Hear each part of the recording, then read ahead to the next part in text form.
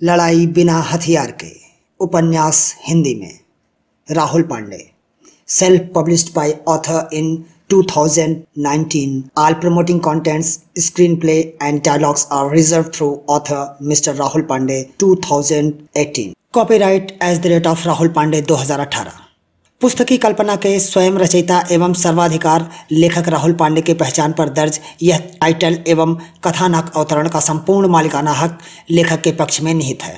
इसकी नकल बनाना या फिर किसी भांति रूपांतरण अथवा ऑडियो वीडियो या रंगमंची रूपांतरण या कंटेंट से सिमिलर बनाकर व्यापार करना भारतीय कॉपीराइट एक्ट 1957 के अंतर्गत और संयुक्त राज्य अमेरिका कॉपीराइट एक्ट 1976 के मानक दंड के अनुसार दंडित किया जा सकता है। All promoting contents screen play and dialogues are reserve through author mister Rahul Pandey 2018। दृश्यांक 32 एक रहस्यमय कॉल भारतीय प्रधानमंत्री आवास जहां आर्थर सिसोदिया जी अपने बाथरूम में नहा रहे थे कि अचानक उन्हें उनके लैंडलाइन के बजने की आवाज सुनाई दी। वो नहाकर हाथ में टॉवल लिए उसकी मदद से अपने बदन की नमी को पोंछते हुए बाहर आ ही रहे थे, लेकिन उस समय कुछ व्यस्तता की वजह से उन्होंने फोन उठाना मुनासिब नहीं समझा। हालांकि कुछ ही समयांतराल बाद फिर से उनका लैंडलाइन बजने लगा और तब तक उन्होंने भी लगभग अपना काम निपटा ही लिया था और उस टॉवेल को अपने दाहिने कंधे पर डालते हुए ज्यों ही उन्होंने फोन उठाया कि तभी दूसरी तरफ से आवाज आई। जहां तक मैं समझ पा रहा हूं जनाब नहा रहे थे। वैसे मेरे ख्याल से अब तक आप फारिग भी हो ही गए होंगे, अगर हाँ तो कुछ काम की बात कर ली जाए। उस आवाज और रुतबे को भांपते हुए आर्थर सिसोदिया ने जवाब में कहा, जी हाँ क्यों नहीं, बिल्कुल काम की ही बात पर आते हैं, लेकिन इससे पहले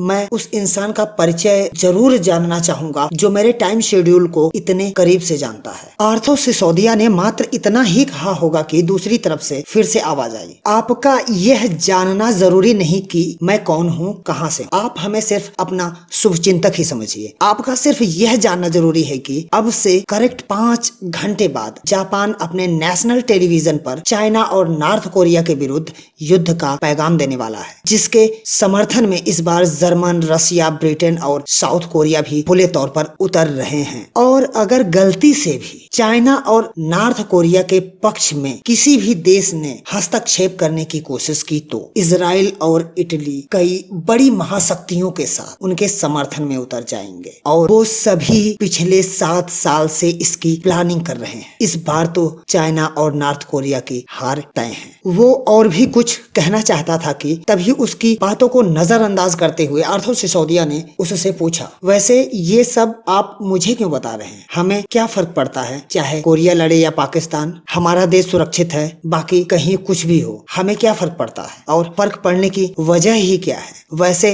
मैं आपको एक मशवरा दूं तो अगली बार फोन मत करना। आर्थर सिसोदिया ने मात्र इतना कहा ही होगा कि उस अजनबी ने झट से उन्हें उनके जवाब में, यहाँ तीसरा विश्व युद्ध होने की कगार पर है और आपको फर्क ही नहीं पड़ता। क्या आपको लगता है कि चीन अपनी हार बर्दाश्त कर लेगा? मिस्टर आर्थर, आपने वो कहावत तो सुनी ही होगी, खिसियानी बिल्ली खंभा नोचे। वो तो अपना गुस्सा पड़ोसी मुल्कों पर निकालेगा ही निकालेगा और सिर्फ यही नहीं, इस लड़ाई के बाद बहुत कुछ बदलेगा। वो कहते हैं ना कि अगर जंगल में भयानक आग लगती है तो पड़ोस के गाँव की भी फसल झुलसती है। वो अजनबी अभी भी निरंतर बड़बड़ाए जा रहा था कि तभी उसे अब और ज्यादा ना झेलते हुए ज्यों ही प्रधानमंत्री आर्थर सिसोदिया ने फोन रखना चाहा कि तभी फिर से उस अजनबी ने अपनी सख्त आवाज, फोन रखने की गलती मत करना मिस्टर आर्थर, कहीं आपको दोबारा मुझे ढूंढते हुए मेरे पास ना आना पड़े। उसकी कर्कश और धमकी भरी आवाज को सुनते ही आर्थर सिसोदिया ने हिचकिचाते हुए एक बार फिर से फोन को कान से लगाते हुए, और लगता था कि अभी भी प्रधानमंत्री जी उस अजनबी को पूरी तरह से भाप नहीं पाए थे। शायद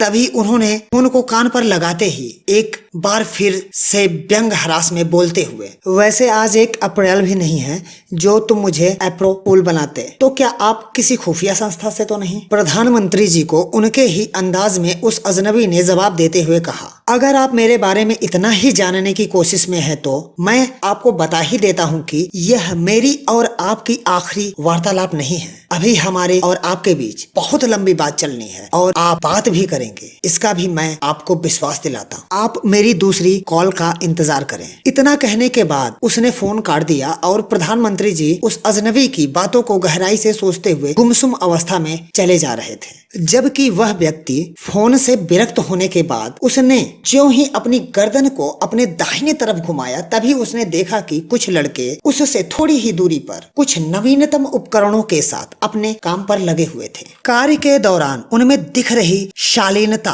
और उनके रवैये से प्रतीत हो रहा था कि उन्हें यह काम उसी सरफिरे व्यक्ति ने सौंपा होगा। ये वही लड़के थे जिनकी मुलाकात कुछ ही घंटे पहले उससे हुई थी और उन्हें उसकी मदद के लिए किसी तीसरे व्यक्ति द्वारा भेजा गया था जो उसके ही किसी व्यक्तिगत काम को कर रहे थे। वह व्यक्ति उनकी ओर बहुत ही गहरी निगाहों से देखे जा रहा था, क्योंकि वो इस बात का अंदाजा लगाने की कोशिश कर रहा था कि अभी तक उन्होंने उस काम को कितना पूरा किया। वो वहीं तक सीमित नहीं रहा, बल्कि उसने उनसे इस बारे में पूछा भी और उनकी तरफ से संतुष्टि पाने के बाद ही वो खामोश हुआ। लेकिन न जाने इस दौरान वो कुछ बेचैन सा लग रहा था, लेकिन आत्मबल उसमें प्रत्यक्ष झलक रहा था।